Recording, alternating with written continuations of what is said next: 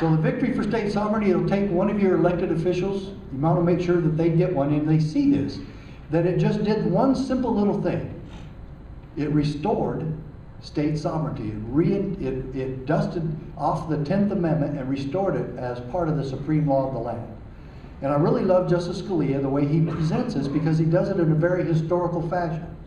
He even talks about how the EPA was ruled to be unconstitutional in the early 1970s. How did they gain more power since then? Because we let them. And we have allowed this. And now we live in a society and in a government that says, yes, we have to go by the rules of the Constitution, and more specifically, we have to abide by and obey the Bill of Rights. But if we create bureaucracies, they don't have to. How did that happen?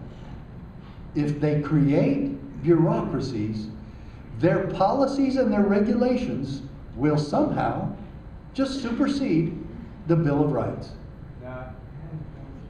That can never be. That is not true, and it doesn't matter if 50 judges or 2 judges or every judge in America say, yes, that's okay. They have that regulatory authority and they can supersede the Bill of Rights. It will never be true. Never. And this is still America, and this is our country, and we the people are going to make sure that it's not true, and we will not do it. And right now they want you to believe that you can't have a gun unless you go through one of their background checks. And I'm telling you, that's unconstitutional too. It's an infringement, and I do not support background checks. I think background checks, personally, I think they're a good idea. But we're going to go over some things tonight that show you, and you'll see that in this ruling, and where Justice Scalia reaffirms a principle of American idealism. And the whole ideal there is that the Constitution protects us from good intentions and good ideas. And that's all we've reduced our government today to, is a list of ideas. Who has the better ideas? Well, I think the Democrats do. Well, no, I think the Republicans do. And it becomes a fight over ideas, who has the best good ideas. And that's not what America was ever supposed to be reduced to. We follow the rule of law. We follow the Constitution whether we like it or not. And you can hate guns or you can love guns. You can love go hunting or not hunting. I've never been hunting a day in my life, and I really don't care to. I don't care if you go, and if you do, please bring back the venison to me, because I'll eat it. I'll thoroughly enjoy it. I've just never cared for hunting. I didn't grow up with it, and I don't do it. But the Second Amendment was never about hunting. How many sheriffs have we seen, or others on TV, or pundits and all these?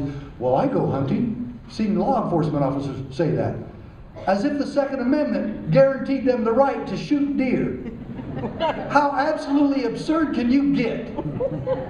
Or then they want to go say, well, you know, those assault rifles, that has nothing to do with a well-regulated militia. Like they're referencing the Army or the National Guard. And now they're trying to rewrite American history and tell you that the Founding Fathers got together in the heat of the blistering summer in Philadelphia to devise a Constitution, and that they came up a couple of years later with the Bill of Rights and said, well, I think we ought to guarantee the right of soldiers to keep and bear arms, don't you?